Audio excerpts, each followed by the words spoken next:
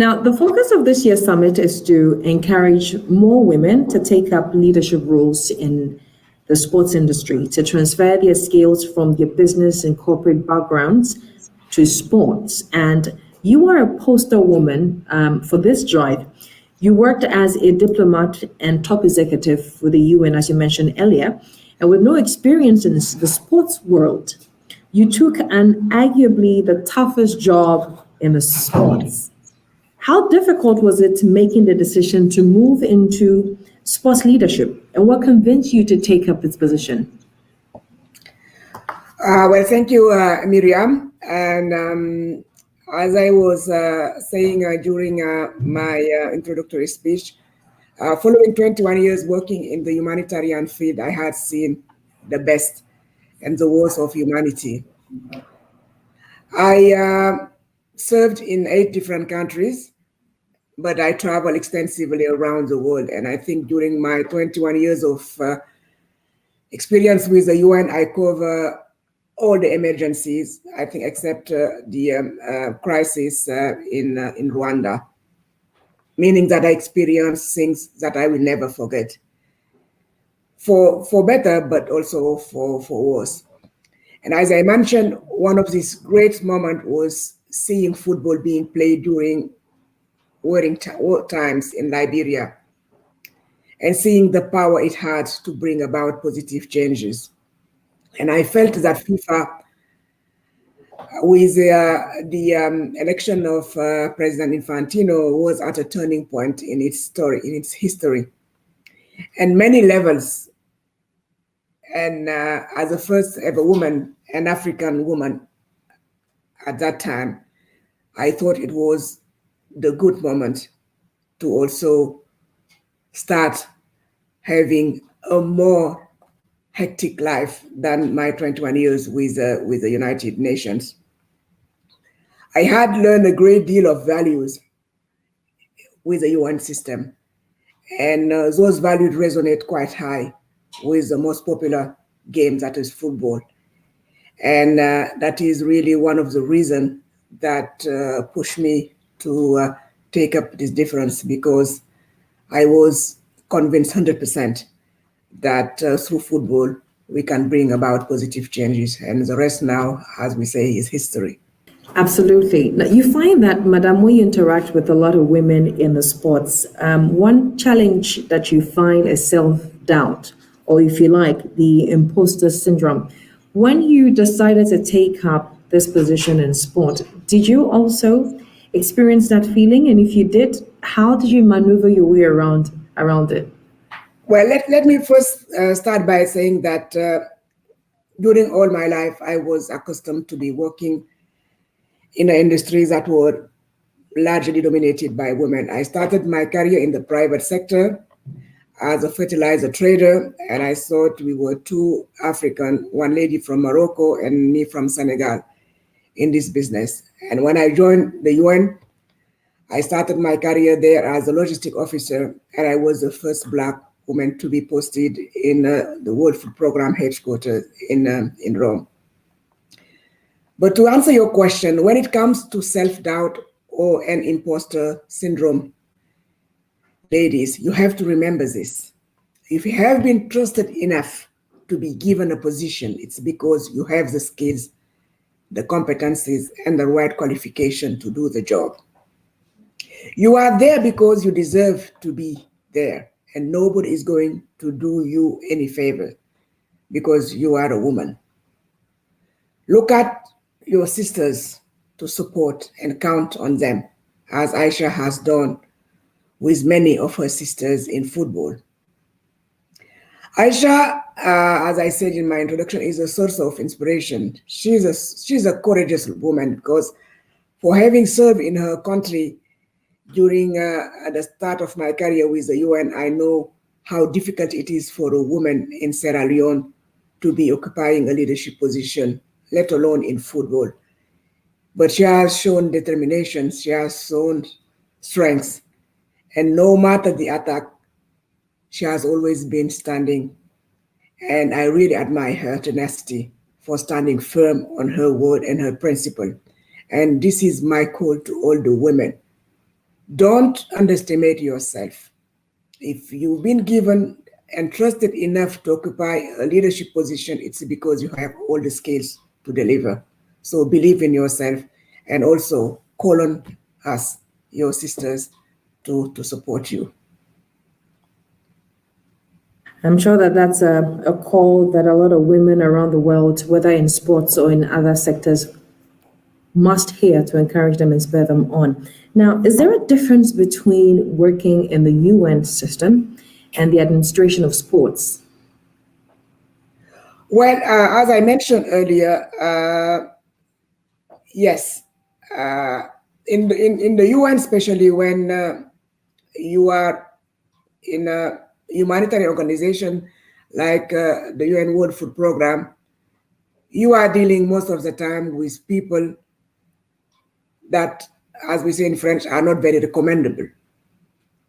But because you have to negotiate with them, you have to be at time very strong in your positions. Football, you have rules that you need to follow.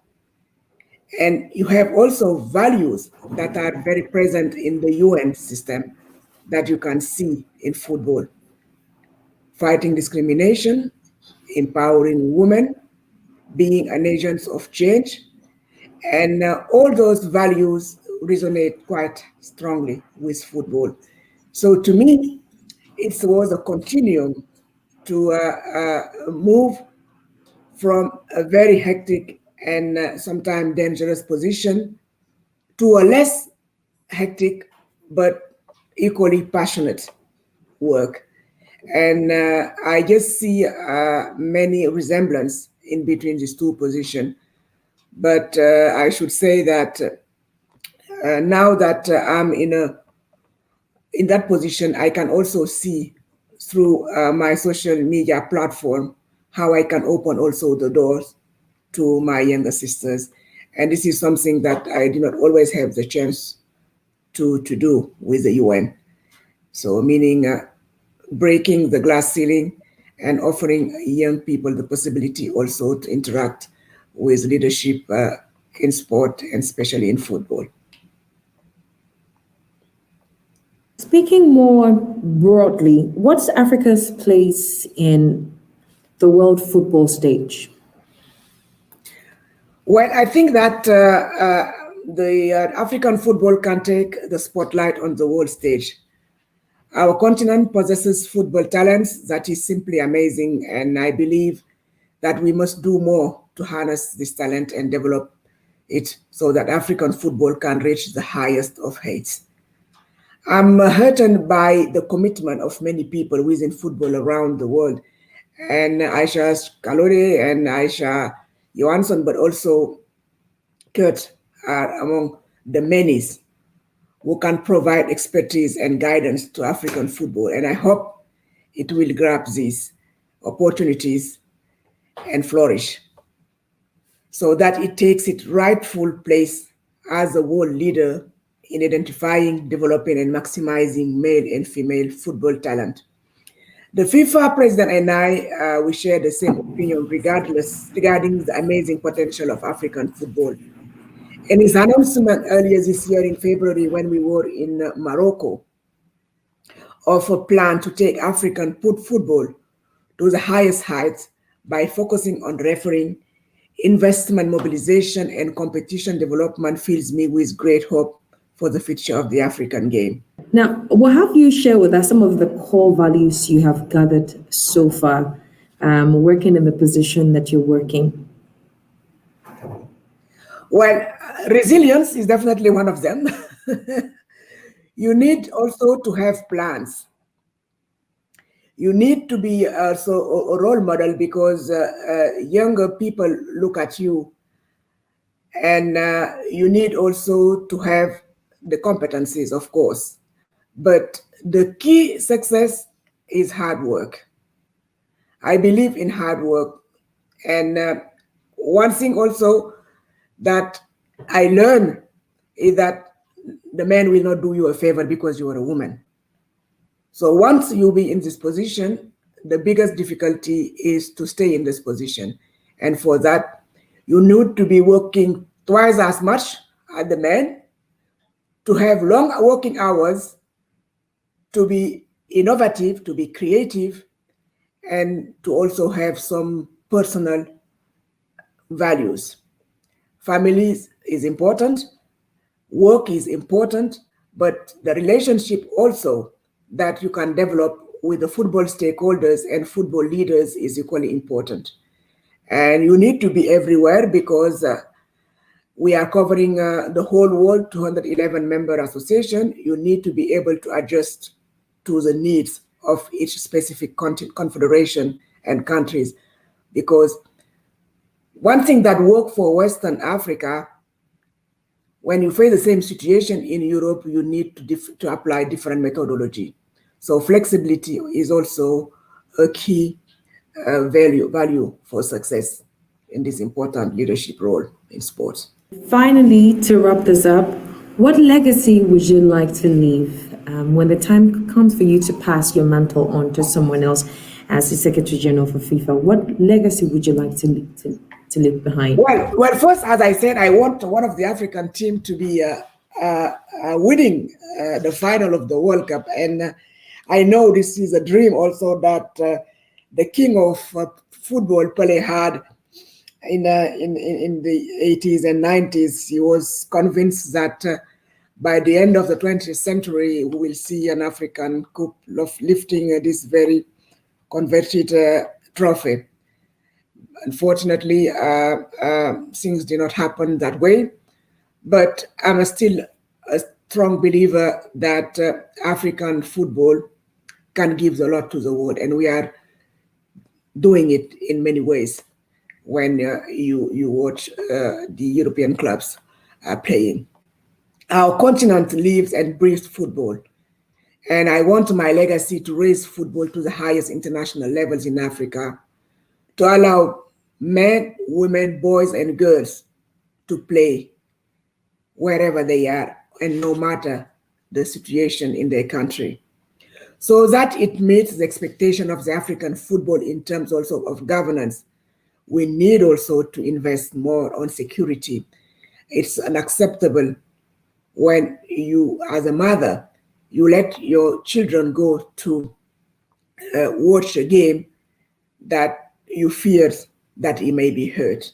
So infrastructure improvement, rehabilitation, reconstruction is also a program that the FIFA president would like to support the African to develop and to roll it out. Africa has an abundance of football passion and talent. And by improving also the organizational capacity and by giving the possibility of the administration of the African football to grow and prosper, we can also change and improve the governance aspect of football. And training, opening of academies, and especially rooting out racism out of football would be something that I'm dreaming about.